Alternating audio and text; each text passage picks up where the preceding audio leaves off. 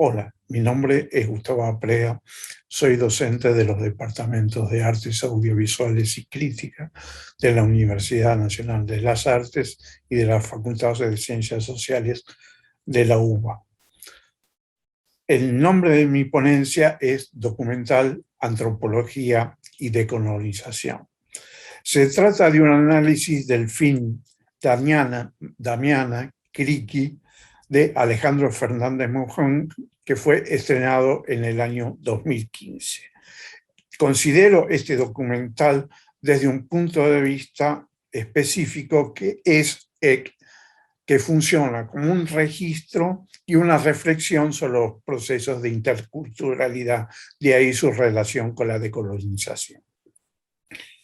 Esto se puede plantear porque el documental es una lectura que se hace de la historia de un personaje, Damiana en su nombre occidental, Kligi en el nombre Ayé de la cultura de la cual es originaria, de toda su historia de vejámenes por parte de los colonizadores del Paraguay y eminentes científicos de fines del siglo XIX,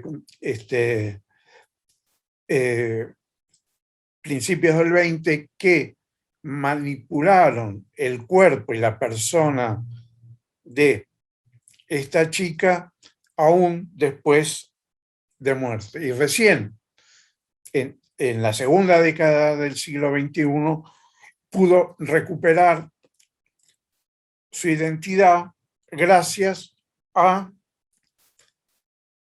la acción de los miembros actuales de la comunidad chané, que en el marco de sus luchas por la identidad lograron recuperar sus restos y enterrarlos de acuerdo a las ceremonias que corresponden a la cultura chané. Para hablar de estas dos cosas, el documental apela a una estructura doble, de dos tramas. Hay una, la que abre y cierra el relato, que es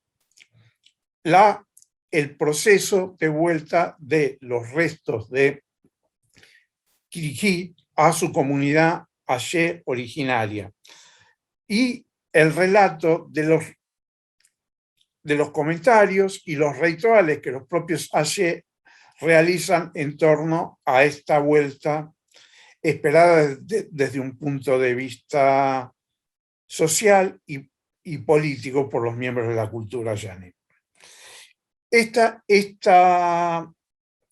parte del documental está narrado siguiendo los cánones de un documental de observación en la que la cámara únicamente lo que hace es seguir el accionar de los participantes en un proceso que no controla, registrarlos y presentarlos.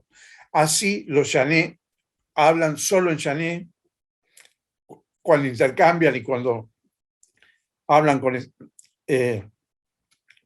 cuando hablan entre ellos, y los alemanes que de un museo de Berlín hablan en alemán, los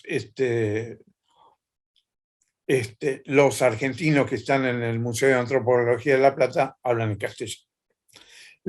La segunda trama es la que busca restituir la historia de esta chica que en 1896 fue raptada cuando tenía 2 o 3 años, luego de que unos colonos paraguayos mataran a los otros miembros de su familia, y al poco tiempo regalada a unos antropólogos que lo ceden a científicos prestigiosos de La Plata, entre ellos el famoso Alejandro Korn, que era psiquiatra, y uno de los fundadores de la antropología argentina, el alemán Robert Lehmann-Nietzsche, ¿no?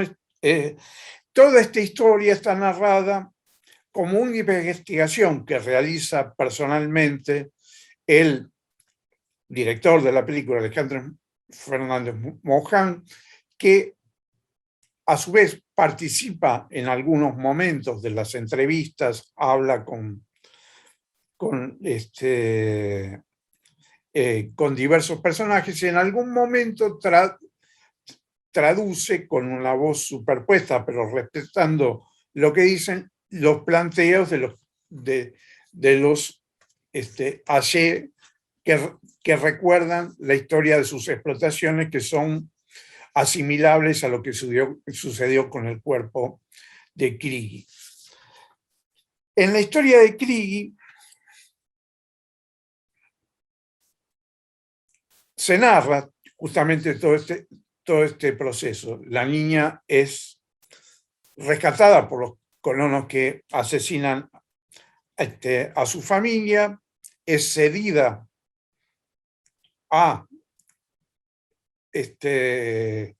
personajes de La Plata que la someten a toda una serie de estudios antropométricos, fotográficos, que entran dentro de la concepción epistemológica positivista, es decir, todo objeto de estudio, en este caso una persona, debe ser mensurable, registrable, archivable, que es lo que hacen con la línea a lo largo de toda su evolución, entre los 12 y los 14 años en que muere por una pulmonía, y a su vez esto se sostiene en una idea evolucionista racista por la cual lo que consideran pueblos primitivos, es decir, aquellos que no están integrados a la cultura occidental, los chané eran un pueblo cazador-recolector que vivían en el oriente paraguayo, son resabios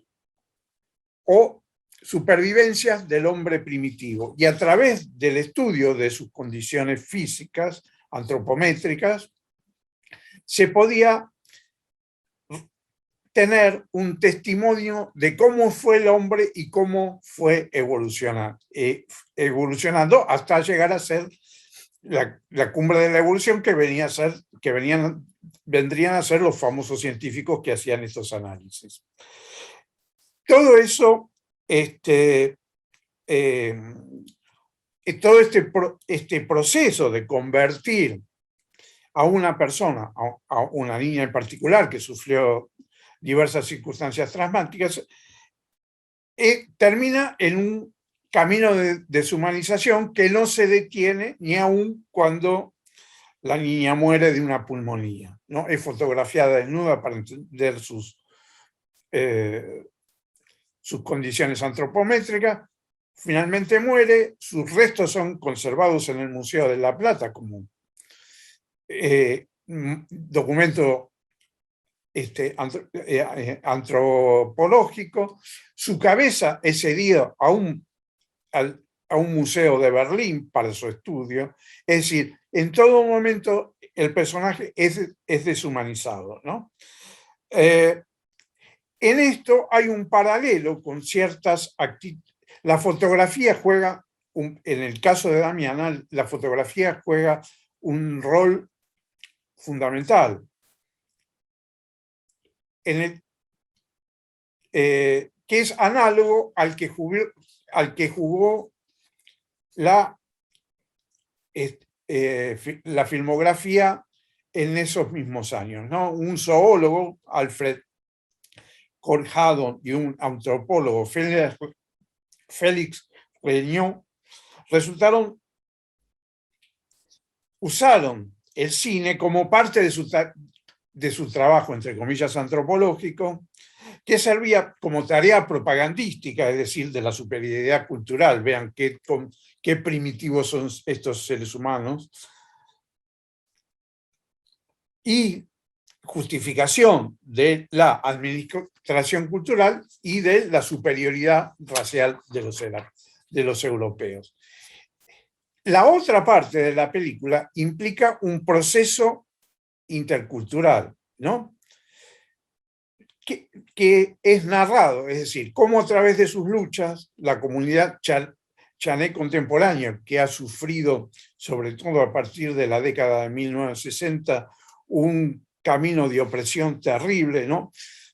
Fueron sedentarizados a la fuerza, redujeron el ámbito por donde pueden circular al 10% del territorio que ocupaban, y a lo largo de todos esos años fueron objeto de una búsqueda de eliminación física, es decir, cacerías de miembros del pueblo miembros del pueblo chané, y intentos de integración forzada por parte de iglesias evangélicas. Es decir, frente a todo eso, la comunidad chané se subleva y logra una serie de mejoras y puede asentarse y mantenerse con demasiadas dificultades en el terreno que le fue asignado, ¿no? En este sentido, hay un paralelo entre la historia de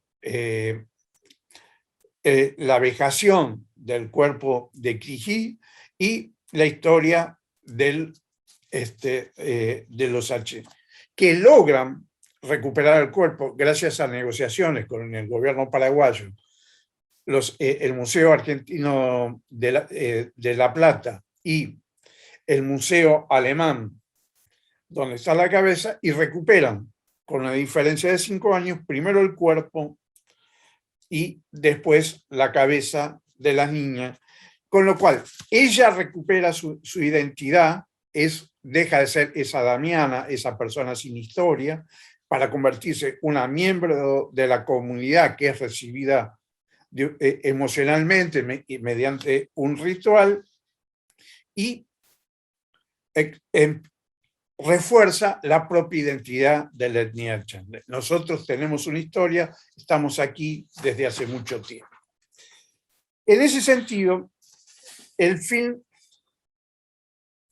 tiene una doble conexión con la interculturalidad. No solo registra un proceso, sino implica una reflexión sobre este proceso, ¿no? Porque al mismo tiempo que muestra con todas las dificultades, ¿no? La interculturalidad siempre implica algún grado de conflicto entre las dos culturas que se ponen en contacto y se inicia una relación en busca de mayor equidad. Este proceso de recuperación narra eso con todas las dificultades, aún con momentos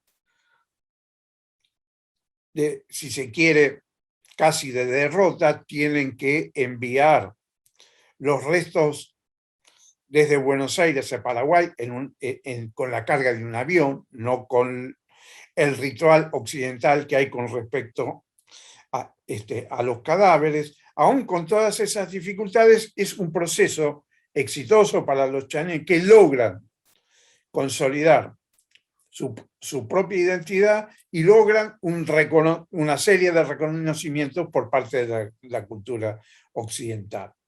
Pero al mismo tiempo en que se narra este proceso, el documental muestra una reflexión sobre el uso del cine y de las imágenes que realizó la antropología, ¿no?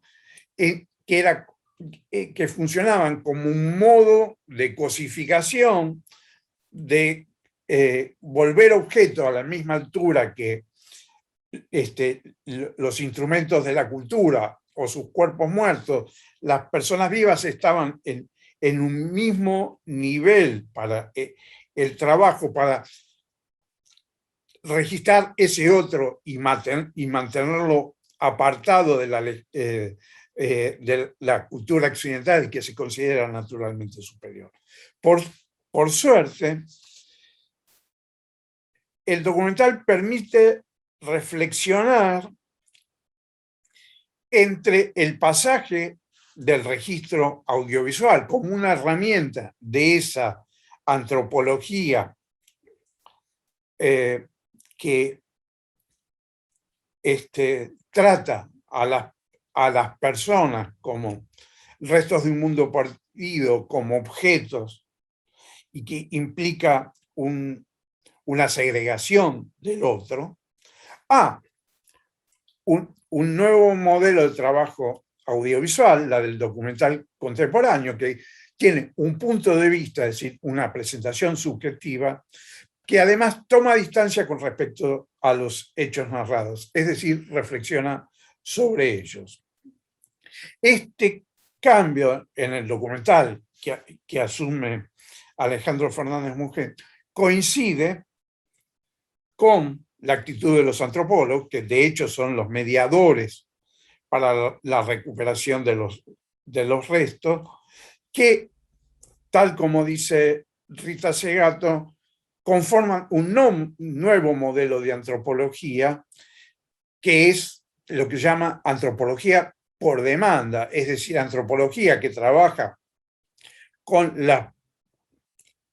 los problemas de esos otros, intenta entenderlos y coparticipa en la lucha de esos otros por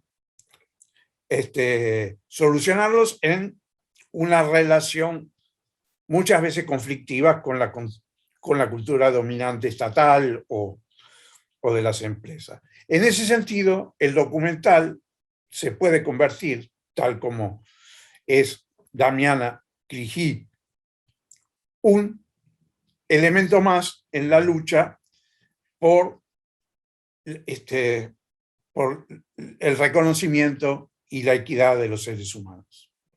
Muchas gracias.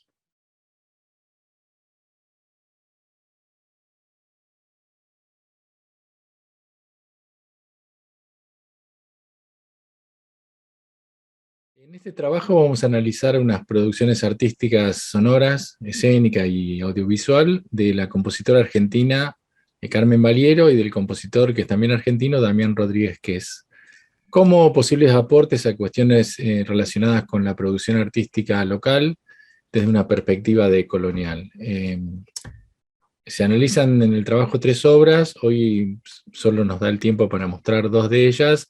En estas creaciones nos interesa el carácter autogestivo independiente y además que proponen un dispositivo específico y que es inescindible del proceso de creación y del marco en el que se producen y en el que están insertadas. Cardones es una obra de la compositora Carmen Valiero que iba a ser grabada en 2020, en abril, que por motivo de público conocimiento no se pudo realizar, pero sí llevó varios años de exploración y tiene que ver con las visitas frecuentes que la compositora, que radica en la ciudad de Buenos Aires, realiza a Jujuy.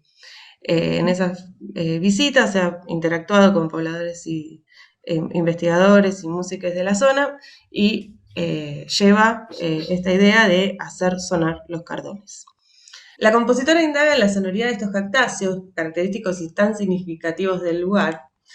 En palabras del sociólogo y musicólogo Radek Sánchez, se les tiene mucho respeto en referencia a cómo se percibe el cardón de forma local. Y a veces miedo por ser espacios con una energía especial, vinculados muchas veces a los muertos, como saben los arqueólogos, donde hay una vasta presencia de cardones y que hubo allí población humana. Son metáforas y son realidades, dice. El cardón está delatando espacios donde hubo vida, por lo cual significa que nunca dejó de haber vida. En palabras de la compositora, la primera vez que vi los cardones, dice, mi intención era hacerlos sonar como instrumentos, como hice con la máquina de escribir o las bocinas de auto, en referencia a otras producciones de ella. Pero cuando una coplera me dijo entonces, van a hablar, vamos a hacerlos hablar, pensé que sí, que hay una posibilidad de que haya un discurso oculto en el cardón, porque si abajo hay residuos biológicos, quiere decir que puede haber un español, un guaraní, una coplera, una llama, etc. Abajo de historia y el cardón sale de ahí, es como un testigo o una boya que dice dónde hubo vida. En función de estos intercambios y esta configuración de sentido y en relación a la propuesta sonora de la compositora es que se empezaron a realizar las exploraciones. La exploración de esta sonoridad fue un proceso que implicó estrategias muy diversas, tomando recaudos muy específicos por la presencia de espinas, características, hasta incluso llevó a la necesidad de modificar el largo del mango de un arco de instrumento de cuerda para poder manipular la fricción sobre las espinas.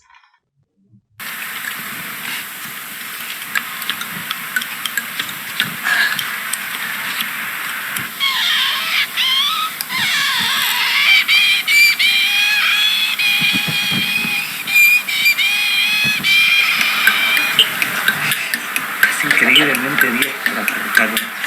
¿Sos cardonista?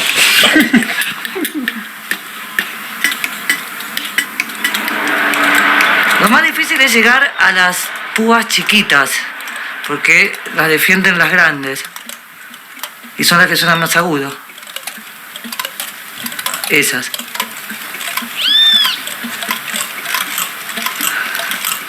Surge la pregunta, a partir de esta exploración, también sobre quiénes deberían ser los intérpretes. Aquí plantea también la compositora en un cuestionamiento a la consideración exclusiva del rol y función de los copleros, ya que ella, llevando adelante este proyecto, no quiso dar por sentado que eran ellas quienes tenían que ser intérpretes por ser parte de la comunidad, sino que propone la apertura a la integración de músicos de distintas procedencias geográficas y prácticas musicales en función del idioma del cardón. Para la realización de la pieza, propone que el público se ubique en la ladera, donde se encuentran los cardones, y que estos cuenten con un sistema de amplificación mínima no invasiva, que consiste en un sistema de micrófonos de contacto. A la vez, el momento de la realización de la pieza estaría condicionado por las condiciones climáticas, fundamentalmente el viento. En cuanto a la obra de poemas de Rodríguez Qués, que son 3 piezas, 3 videos diferentes, 2 de ellos tienen varias divisiones internas, tienen varios videos sumados en uno. Vamos a ver primero, vamos a estudiar y vamos a ver en primer lugar un fragmento.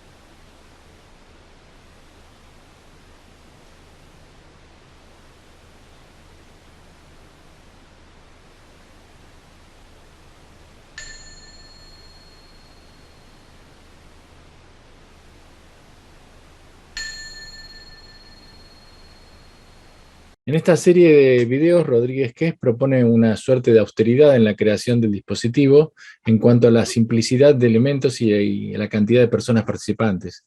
Estas características se pueden intuir en mayor o menor medida durante la observación de todos estos videos, pero además lo interesante es que el autor revela esta cuestión al final, en cuanto a lo austero realmente que es, al final de cada uno de estos 3 videos.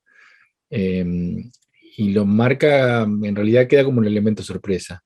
La suposición que cuando miramos estos videos podemos hacer, en general siempre consiste en algo mucho más complejo que lo que realmente es. Y para seguir comentando esto, voy a mostrar el final.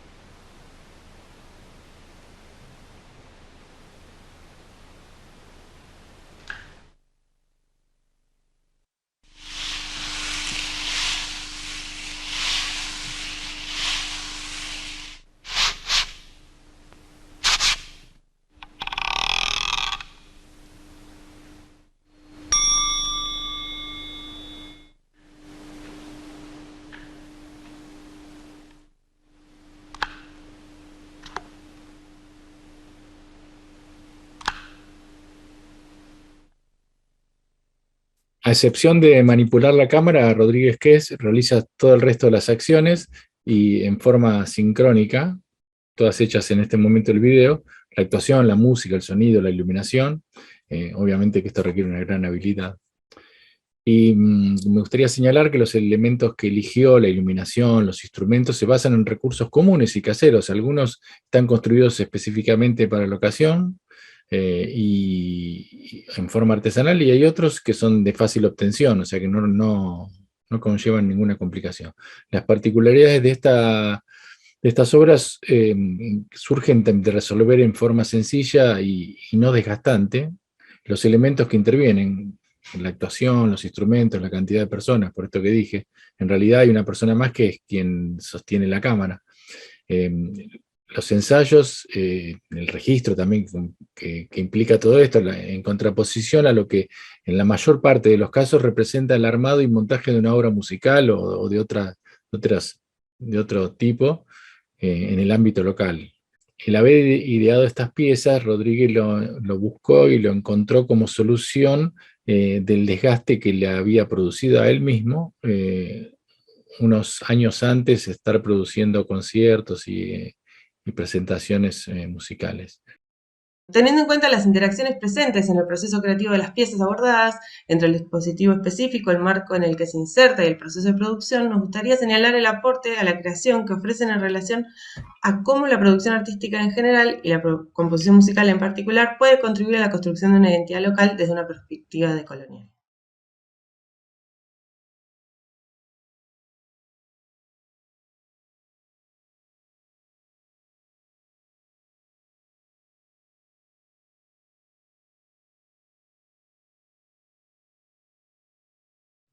Bienvenidos.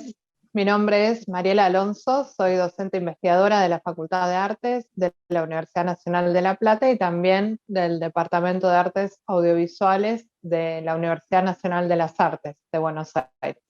Y en esta ocasión estoy presentando un trabajo junto a María Florencia. Como dijo Mariela, mi nombre es María Florencia Mozzi y me formé en Artes Audiovisuales en la Universidad Nacional de las Artes en Cava. Y también trabajo como docente en las materias en Facultad de Artes de la Universidad Nacional de La Plata y la UNA, ¿sí? Tenemos unos años de trabajo juntas investigando y siguiendo distintos proyectos. En este caso, ¿cuál es el nombre del trabajo que estamos presentando? Es Análisis Crítico Descolonial de la olla de Gilberto Polo Pacheco, representaciones y modelos de comportamiento que interpelan la comunicación social hegemónica. Esta película en particular, Florencia, está realizada por un director venezolano y más o menos ¿de qué va el argumento? Sí, como bien comentaste, Gilberto Polo Pacheco es un director venezolano y dicho Films La Olla ocurre en Maracaibo, Venezuela, en un barrio popular, y se centra en la historia del personaje de Julio, que es un niño de aproximadamente unos 6 años, y lo que nos cuenta, lo que nos narra es una situación particular en la cual vemos cómo se desarrolla y cómo crece dentro de este entorno familiar que es disfuncional, que está compuesto por la madre y el padrastro, y también cómo es su relación con los otros niños de este barrio, ya que lo vemos en otro espacio que es en el espacio de la calle, que sería en el espacio del juego de las infancias, por lo menos en estas situaciones. Bien, nos centramos en analizar exactamente los comportamientos, ¿sí? O las representaciones del comportamiento humano dentro de la comunicación social hegemónica, para ver cómo están representadas estos tipos de situaciones o violencias dentro de la comunicación, que es la que a nosotros nos interesa o nos interpela. Con la idea de desnaturalizar muchos de los prejuicios que de algún modo articulan estas sociedades patriarcales, coloniales, modernas en las que vivimos, y que en general tienden a alienar a los sujetos, a las personas, impidiéndoles desarrollar identidad, que es algo que justamente nosotras entendemos por nuestro modo de ver, nuestro modo de considerar la comunicación, que se puede empezar a romper justamente haciendo análisis críticos, siendo muy críticos respecto de desde dónde llegan determinadas imágenes, determinados consumos culturales, quiénes están proponiendo esos consumos y cuáles son los objetivos que persiguen. Por eso esta pieza audiovisual nos parecía muy interesante, porque de algún modo desarticula, ¿no? Desnaturaliza, no necesariamente denuncia, pero sí exhibe de un modo muy evidente muchos procesos que a veces están velados, ¿no? Y que se considera que son así, que están dados y que no se pueden cambiar. ¿Te parece si compartimos cuáles son los 3 momentos que nos dispararon, digamos, 3 problemas para seguir pensando? Sí, el primero es el inicio de este cortometraje, que comienza en realidad con la imagen que vemos a la derecha sobre esta olla, que en realidad la manipula la madre, que después vamos a descubrir que es la madre del personaje de Julio, que es este niño que está con musculosa negra.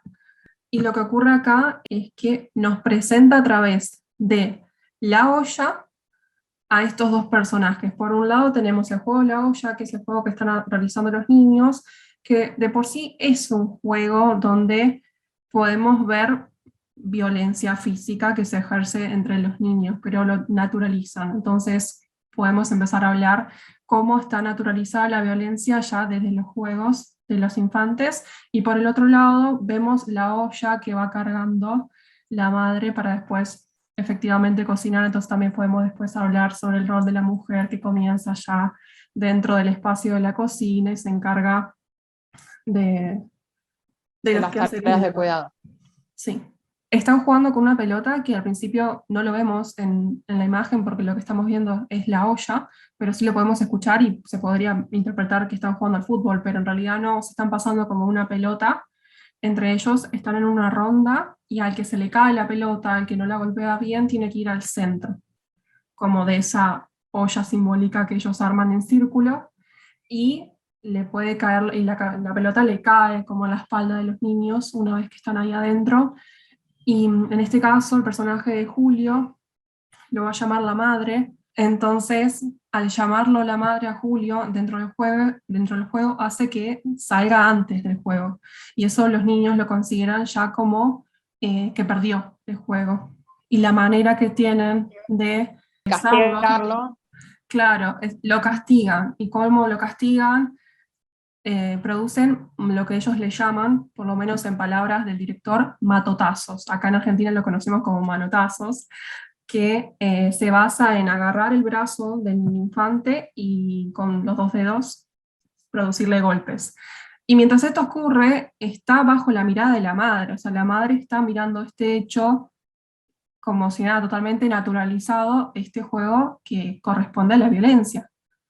De algún modo también nosotras lo que veíamos era esta propuesta que a veces tenemos desde los marcos teóricos, como el de Barrientos, ¿no? La colonialidad del ver, que lo que hacen es cuestionar esos estereotipos, no los que están en esta película, sino al contrario, los que están instalados en la sociedad, que hace que determinadas cosas sí se deban hacer y otras cosas no se deban hacer, porque no hay por qué cambiarlas.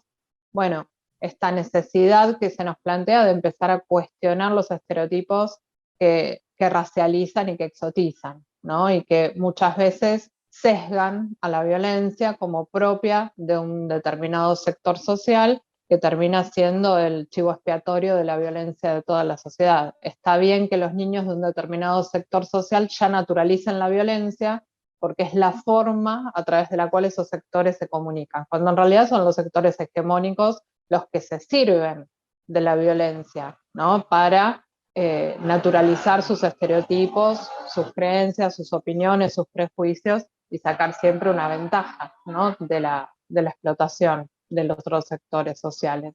Sí, exactamente. Antes me gustaría mencionar que si bien el juego es violento, o dentro de lo que no consideramos violencia, entre ellos se llevan bien. ¿Por qué menciono esto? Porque al final eso va a cambiar.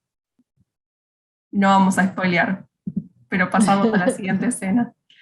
Sí, el segundo momento que elegimos analizar es en esta escena en particular, en donde vemos al padrastro que ejerce violencia sobre Julio, sobre este niño, exactamente por aquello que lo había mandado a buscar la madre. Y lo que vemos en esta escena, como podemos ver en este fragmento, en este frame que dejamos congelado, es que lo está zamarreando físicamente, además de gritarle verbalmente. Y en esta escena en particular, en este momento, Julio está por largarse a llorar. Entonces acá el padrastro le menciona: no vas a llorar. Ah, mariquita. Entonces ya podemos ver cómo se va construyendo esta idea de masculinidad de hombre, de que el hombre no debe ni puede ser vulnerable, porque es sinónimo de debilidad.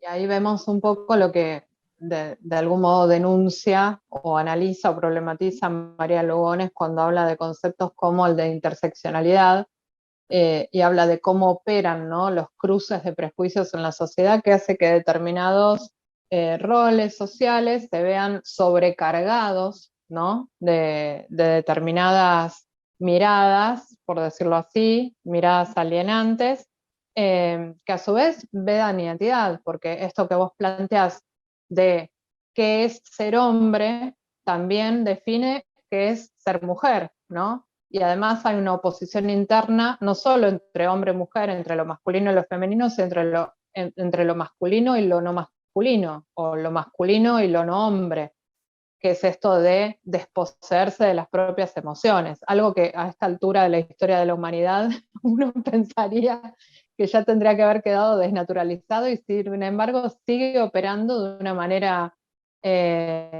más que obscena en algunos contextos, en algunos momentos, y especialmente en los medios hegemónicos, ¿no?, y en determinadas formas y piezas audiovisuales y multimediales. Por eso también esta escena así tan breve, tan fugaz, de algún modo es una invitación a reflexionar acerca de todo lo que se puede llegar a decir con un gesto, con una palabra. Y tenemos un tercer momento interesante para nosotras, que es un poco el cierre. Sí, que es, digamos, la naturalización de la violencia por parte de Julio.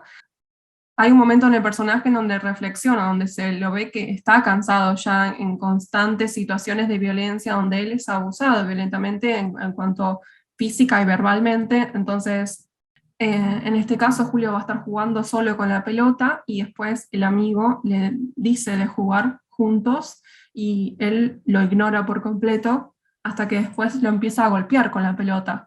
Y cuando el amigo le dice que se está pasando, que eso ya le dolió, él le dice que no vaya a llorar, que no sea mariquita. Repite las mismas palabras del padrastro, entonces se cierra, como vos bien decías, como este ciclo y se termina por naturalizar la violencia. Y podríamos también hablar sobre cómo se termina de formar un hombre heterosexual patriarcal.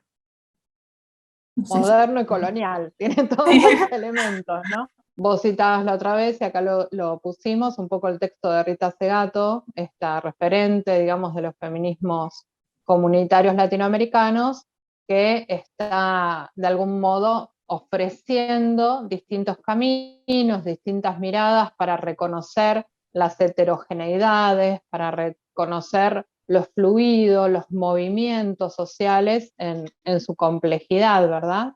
Sí, no solamente eso, sino que también parte de lo que plantea es que cuando una persona trata de salirse de ese sistema, una persona en ese sentido, ella lo trabaja desde las infancias y de las mujeres, cuando tratan de salirse de ese sistema son amenazadas o son violentadas el doble o siempre son castigadas. Y efectivamente es lo que termina, no lo que termina sucediendo, sino que es lo que vemos en esta historia, porque por un lado tenemos a la madre que trata de defender a su hijo y termina siendo amenazada, porque efectivamente lo amenaza, lo podemos escuchar, y aparte tenemos a Julio que termina representando, continuando con los modelos de masculinidades violentas, porque si no, de lo contrario, él va a continuar siendo este débil masculino y que siempre termina siendo marginado, castigado y violentado por las otras personas que son consideradas valientes o más fuertes. A nosotras lo que nos interesa es esto de que también desde la ficción, ¿no? En este caso desde las piezas audiovisuales de ficción, podemos revisar críticamente, reflexionar críticamente acerca de lo que es la comunicación hegemónica, que lo que hace a través de los medios, a través de distintos consumos culturales, como decíamos al principio, es promover una naturalización de opiniones, creencias y prejuicios que terminan alienando a los sectores populares, que no pueden construir una discursividad que les permita contraponerse, ¿no? a aquellos sectores hegemónicos que lo que hacen es tener interés en que se naturalice esa violencia en determinados sectores, justamente para valerse de ella en función de sus propios proyectos, de sus propios intereses de explotación de la sociedad. Suena así como muy de teoría del complot, pero de algún modo lo que estamos trabajando nosotras, no solo en esta pieza, sino en otras piezas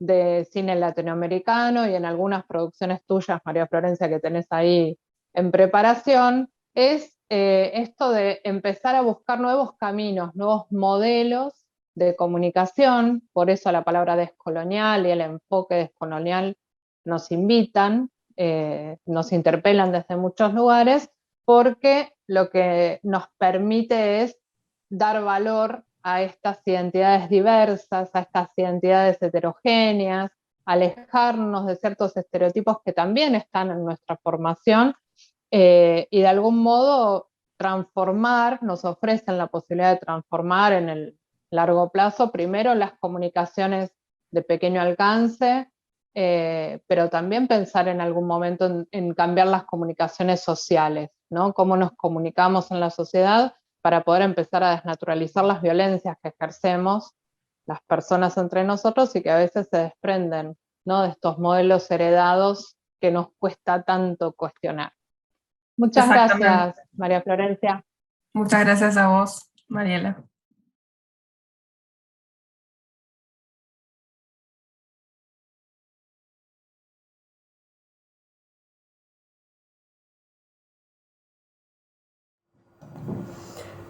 Hola, buenas. Soy Lázaro Olier. Soy artista plástico, investigador en el IPEAL. Estoy haciendo en el IPEAL, FDA, UNLP. Estoy haciendo el doctorado en artes de la UNLP como becario doctoral. Comencé este año y parte de este trabajo son algunos primeros acercamientos, algunas primeras aproximaciones a lo que sería el marco metodológico de mi tesis doctoral. El tema de mi tesis es el análisis de unas obras de Effie Beth, es una artista trans, se llama, es apodada Effie Beth, se llama Elizabeth Mia Choruksik, y gran parte de su trabajo ella está trabajando temáticas que tienen que ver en torno a desobediencias sexuales y de género. También algo que me interesa es que las citas que hace a la historia del arte, y me interesa pensar bueno, qué lugar tienen esas citas a la historia del arte canónica en su obra. Bien, una de las primeras cosas que necesitaba abordar era una metodología crítica, una metodología que sea crítica porque esté puesta a pensar y puesta a problematizar cuáles son las condiciones de producción de conocimiento científico. Lo que yo encuentro es que, bueno, hay una metodología más tradicional que lo que apunta es a generar un objeto de estudio. Hacer objetos de estudio es parte de la práctica de la investigación, pero hacer un mero objeto de estudio puede y tiende a quitar la humanidad quitar los problemas de ese objeto de estudio, o la capacidad de devolver la mirada. Entonces voy a estar jugando con esta dualidad, dualidad no, sino como pensar cuáles son las tradiciones de la metodología, cuáles son las tradiciones modernas de la producción de conocimiento científico, cómo esa modernidad no es una cuestión aislada, si bien tiene su centralidad europea, esa modernidad se desarrolla en torno a aquello que deja de ser moderno, aquello que está desactualizado en la misma contemporaneidad y que tiene que ver con lo que está en los márgenes o silenciado por la modernidad. Entonces me interesa pensar esta cuestión de la objetivación, y me parece que la clave está en pensar la mirada como una brújula. Más que nada porque es como metáfora, obviamente. La brújula tendría una capacidad de señalar aquello que quiere saber, aquello que modifica a lo que es sensible, digamos, que tiene que ver con los polos, polo norte, polo sur, pero también la brújula está indicando su propia posición, su propia locación. Entonces, lo que yo pretendo hacer es presentar esta metáfora, pero desplegar cuáles son las sensibilidades posibles de una mirada que sea brújula. Entonces lo que planteo es que, por un lado, una brújula, algo que sea sensible a los campos magnéticos, puede estar notando que existe bipolaridades, no existe nunca una unipolaridad. Como les decía antes, por ejemplo, con la modernidad. Si bien tendemos a pensar como la separación, ¿no?, entre centro y periferia, como el centro norte, la periferia sur, me parece, haciendo eco de los postulados de Sousa Santos, que una brújula puede separar esos dos polos y encontrar dentro del sur las separaciones, digamos, las polaridades norte-sur, y encontrar dentro del norte las polaridades norte-sur también. Esta es una propiedad magnética que, bueno, me sirve perfecto para profundizar con la metáfora. Incluso también en la puesta en práctica de una investigación hay una polarización entre quien mira y quien es mirado, entre quien produce conocimiento y quien es objeto. No siempre, digamos, el objeto es una persona, pero sí me gusta pensar como que si separamos esos dos polos, quien investiga tiene también dentro de sí polaridades, norte-sur, digamos, tiene también ciertas condiciones y ciertas problemáticas independientes de la que puede llegar a tener el objeto de estudio o aquellos que nosotros como investigadores diseñamos como objeto de estudio. Entonces, una brújula puede ser sensible a estos campos magnéticos y a esas polarizaciones, y por eso es útil pensar la mirada para estar observando, para estar atentos a esas polarizaciones. Después también pienso en la cuestión de la resonancia magnética, la resonancia electromagnética, y que es la capacidad de un objeto, la capacidad de un material de alinearse a un campo magnético más fuerte o resistirse. Entonces pensamos cómo dentro de la práctica investigativa este vínculo, quién investiga y quién es investigado, o lo que es investigado, pensar cómo también están atravesados por fuerzas más grandes y cómo ejercen cohesión, digamos, fuerzan a que se alineen las líneas de fuerza, o ejercen resistencia, digamos, o no les afecta aquellos campos más grandes. En este sentido es que yo vengo a pensar ciertos... me queda una más, que es la asimetría. Dentro de estas polaridades, dentro de estas resonancias, hay una imagen tradicional de el imán, que lo que hace es pensarlo como un objeto simétrico con campos de fuerza simétricas. Lo que yo planteo es que no es así, es que puede estar ejerciendo más fuerza o puede estar ejerciendo más estrategias de coerción, más estrategias de alineamiento, una polaridad que otra.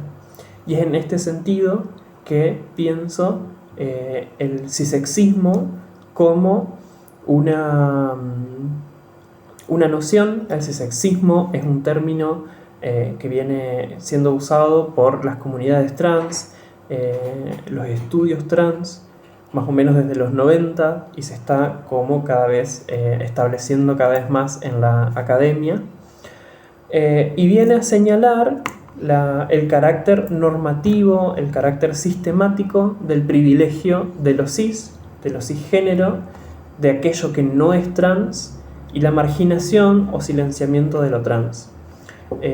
También una prioridad ontológica donde todo aquello que es cis es deseable, es ideal, es el camino correcto de la vida, y aquello que es trans sería como lo contrario. Entonces, para redondear y relacionar estos dos, el cisexismo y la mirada brújula, me parece que una mirada brújula que se deje magnetizar, que se deje modificar a la velocidad de un cuerpo, digamos, al movimiento de un cuerpo, puede ser capaz de ver la propia localización y los propios efectos ópticos que el cisexismo puede estar logrando en la investigación. Y bueno, hasta ahí nomás. Gracias.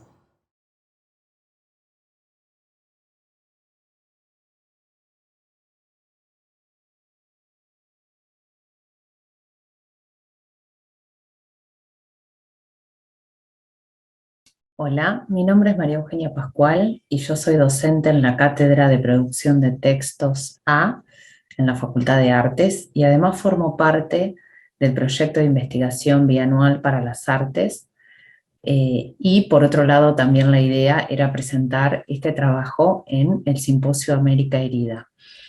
Este trabajo surge de un grupo de investigación, de un proyecto de investigación que lleva el mismo nombre que el Simposio América Herida, y en este caso mi idea era trabajar dos de los ensayos de un grupo de fotógrafos y fotógrafos de la ciudad de Buenos Aires que se autodenominan, o mejor dicho, el grupo que ellos conformaron, ellos y ellas, se denomina Mafia. Su página tiene el título de Somos Mafia, y además han participado en producciones audiovisuales y producciones gráficas.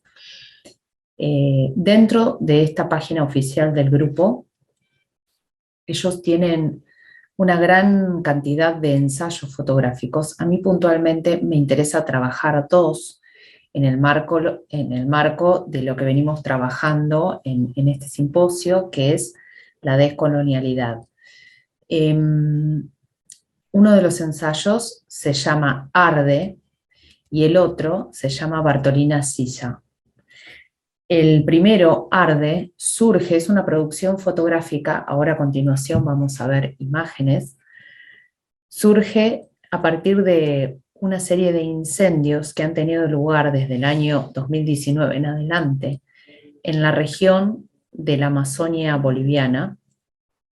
Este grupo de fotógrafos y fotógrafas dieron cuenta de las consecuencias de estos incendios, que en parte están vinculados a políticas de desforestación e incendios controlados, y a las características propias del clima del lugar que generan, con las altas temperaturas, por el tipo de vegetación, generan incendios, que por supuesto, como consecuencia de estas deforestaciones avaladas por decreto por el gobierno nacional, cada vez son más frecuentes y cada vez son más peligrosos.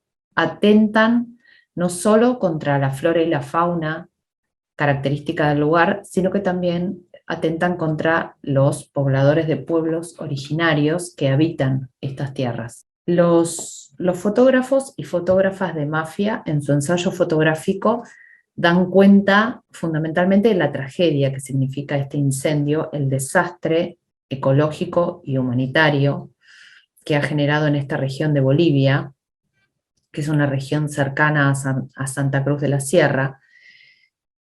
Y por otro lado, también lo que a mí me interesa incluir en el análisis es cómo se dan las consecuencias en función de las formas de producir, en este caso alimentos, de cómo se produce la ganadería y cómo se va llevando al monocultivo a cada vez extensiones más grandes de tierra, y en función de eso se llevan adelante estos incendios controlados. Lo interesante acá es que hay una mirada de un grupo de jóvenes artistas, de fotógrafos, que provienen de la ciudad de Buenos Aires. Es decir, ahí también sería interesante, lo que a mí me interesa trabajar en mi artículo es justamente la tensión entre una mirada desde el centro a una problemática de los márgenes, podríamos decir. Algo similar, esta tensión, pero en otro sentido, no vinculada al desastre ecológico que provocan estos incendios, sino más vinculada a una mirada que tiene que ver con otras identidades, es el ensayo Bartolina Sisa, que sería el segundo ensayo que voy a analizar en mi trabajo. A continuación se pueden ver imágenes. Bartolina Sisa es un personaje, es una cholita drag creada por un profesor de folclore, Maximiliano Mamani, que vive en Tilcara. En este caso es en nuestro país, en la provincia de Jujuy, en donde fue realizada el ensayo fotográfico. En las fotografías vamos a ver a Maximiliano transformado en Bartolina.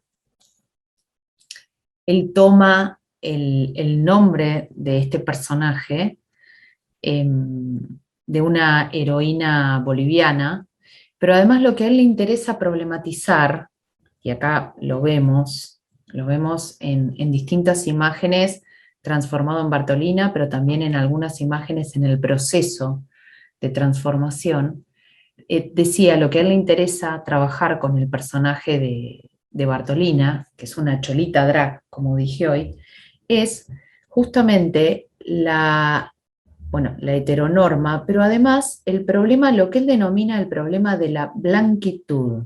Él utiliza este término justamente para plantear que incluso en su orientación sexual y dentro del mundo drag, él se ha sentido discriminado. Se ha sentido discriminado por su color de piel en el momento en el que ha visitado Buenos Aires, y lo que él, va a problematizar con este personaje no es solo la heteronorma que rige en el mundo del folclore, ya que es, un mundo que él conoce en profundidad, porque es un profesor de folclore, sino que también va a problematizar no solo el mundo de folclore, que se construye, como decía recién, a partir de la heteronorma, sino el mundo de las drag queens, y el mundo incluso gay, ya que él, por su condición, por su orientación sexual, se ha sentido discriminado en su entorno más cercano, pero también cuando salió de su entorno se ha sentido discriminado por ser descendiente de pueblos originarios. En ese sentido, es interesante cómo él plantea otra mirada, cómo él plantea que hay que darle lugar a estas otras identidades, no solo en términos de identidad sexual, sino también en términos étnicos. La idea, insisto, la idea de mi trabajo es, por un lado, plantear que el grupo de fotógrafos y fotógrafos dan lugar y visibilizan a estos personajes, o en el caso de Arde, esta problemática, pero por el otro también hablar de la tensión, ya que ellos lo están mostrando desde un lugar, digamos, no hablan desde la periferia, sino que hablan desde el centro. En ese sentido, es interesante. Por otro lado, en su condición de fotógrafos, lo que ellos incluyen en la página son textos, pero son textos breves, no profundizan demasiado en toda esta problemática. Le dan en todo caso lugar a aquel que visite la página para que indague y profundice en todas estas problemáticas que ellos muestran. Por supuesto que el trabajo de los fotógrafos y fotógrafas de mafia no se reduce a estos dos ensayos. Mi trabajo, realiza un recorte de los ensayos, porque sería realmente muy vasto trabajar cada uno de las muestras que estos jóvenes fotógrafos y fotógrafas presentan entre sus materiales. Así que bueno, la idea justamente de mi trabajo es problematizar un poco, por un lado, insisto, dar lugar y mostrar estas problemáticas, pero por el otro, cuestionar un poco, bueno, desde qué lugar, hasta dónde se está mostrando, qué es lo que se está mostrando y cuánto se indaga en estas problemáticas que trabajan los ensayos. Así que bueno, en principio ese es el foco con el cual yo voy a trabajar.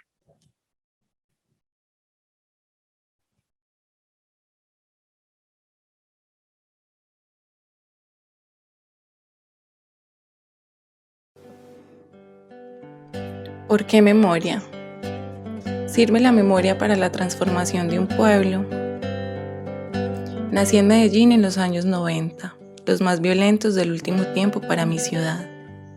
La vida se perdía en cada esquina en una guerra que nunca ha sido nuestra. Crecí escuchando historias aisladas que me ayudaban a atar cabos. Crecí escuchando que se vivían otras guerras, más lejanas, más distantes, más aisladas a mi realidad cotidiana. Conflictos a los que le ganaba el silencio de una sociedad cómplice. Nunca tuve conciencia de recordar a los que ya se habían ido. Siento que volví a matarlos con el olvido. A veces pienso que como sociedad olvidamos en un intento de sanación ante tanto dolor. Me fui de Medellín a estudiar y vivir en la Argentina. En este país siempre fui bienvenida. Me dio más de lo que vine a buscar.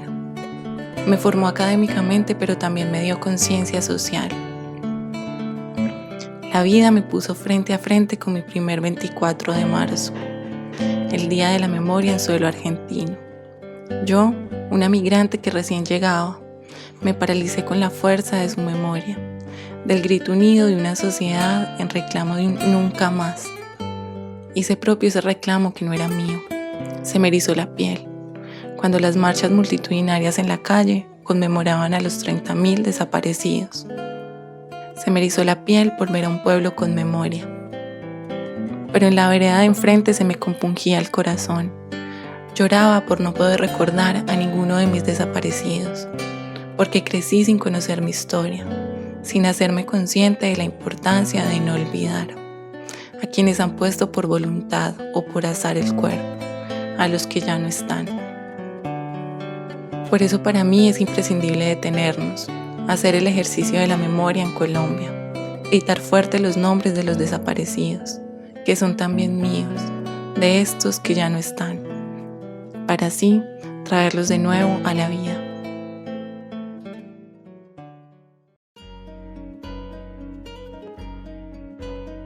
Hola, bienvenidos a la presentación de mi trabajo.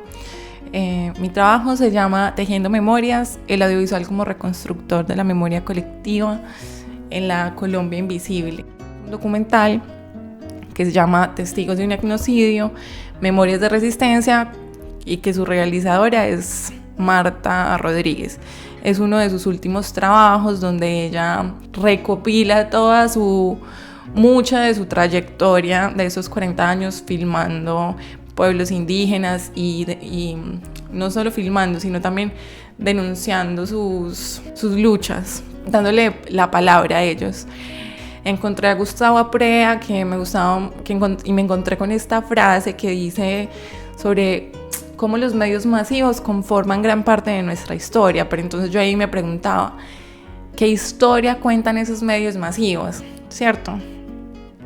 ¿Cuáles historias llegan a esos medios masivos? ¿Qué historia se está contando? Aparece este concepto de memoria colectiva, justamente un poco contrapuesto con la definición de historia. Entonces yo trabajo el concepto de memoria colectiva a partir de un sociólogo francés. Él hace justamente esta contraposición. Él dice que la memoria es lineal, es objetiva, en contraposición con la memoria y la memoria colectiva, que la memoria la mantienen vivas los pueblos. La memoria es subjetiva, la memoria se transmite de generación en generación, es orgánica. También tomo ese concepto de memoria presentista de Enzo Traverso. Él hace foco con eso que nos pasa ahora mucho en Latinoamérica, muy actual, donde se quiere despolitizar la memoria y borrar como todo ese caminar que hemos tenido como sociedad y simplemente quedarnos en el presente. Pero en estos contextos, como siempre, aparece el arte como una herramienta de resistencia. Quiero como cerrar esta primera parte con una frase de Andreas Hussein, donde él plantea como esta importancia de la memoria y esta importancia de las imágenes para recordar el pasado, del equilibrio, ¿no? El equilibrio entre que nosotros podamos tomar los medios masivos de comunicación, podamos denunciar, podamos tomar la palabra, podamos democratizar los lenguajes audiovisuales, pero también deben estar acompañados de políticas de Estado. Bueno, ahora les quiero hablar un poco de mi objeto de estudio, que es un documental que se llama Testigos de un etnocidio, Memorias de Resistencia. En este documental, la realizadora recopila prácticamente 40 años de su recorrido y de su trabajo filmando, denunciando y dándole voz a los pueblos indígenas de Colombia. Entonces, este documental yo lo pude ubicar entre un documental de memoria y entre un documental de denuncia, porque los documentales de memoria necesitan estar distanciados del pasado para contar como los hechos y es muy subjetivo. Que eso lo podemos ver también de una forma formal, ya en el estilo narrativo de la directora. Hace un montaje intertextual y un montaje de correspondencias, justamente generando esto, como este diálogo entre las memorias, entre el documental de memoria y entre el documental de denuncia, porque esas demandas del pasado, que las puede recordar de una forma subjetiva, las actualiza todo el tiempo. También pude identificar que hay una estructura, una estrategia de ella conformada en 5 partes del documental.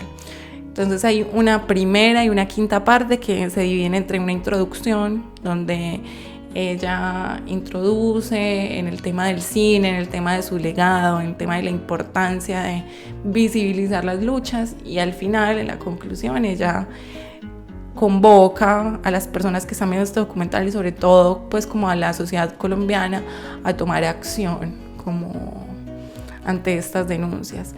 El eje central del relato del documental es la disputa por el territorio que tienen los pueblos indígenas en toda Latinoamérica. Es muy importante la voz en off de la narradora, de la realizadora, porque esta ayuda a guiar el relato. Ella nos va presentando a los enunciatarios, nos va presentando a los entrevistados y nos va presentando también como sus luchas. Y también nos va presentando como a las personas a las que les está dando voz, porque ella utiliza, ella se vale de la estrategia de 3 comunidades indígenas con las que representa las 34 comunidades que están en este momento en crisis en Colombia, pero más allá de las 34 comunidades, también las comunidades las comunidades indígenas latinoamericanas que están en lucha en este momento por el territorio. Bueno, como les contaba hace un rato, también eso, el montaje de correspondencias, la estrategia de ella de poner en diálogo estas memorias con el presente, con las luchas presentes. También hace mucho uso de diferentes materialidades que justamente ayudan como a tejer esas memorias con esas luchas actuales. En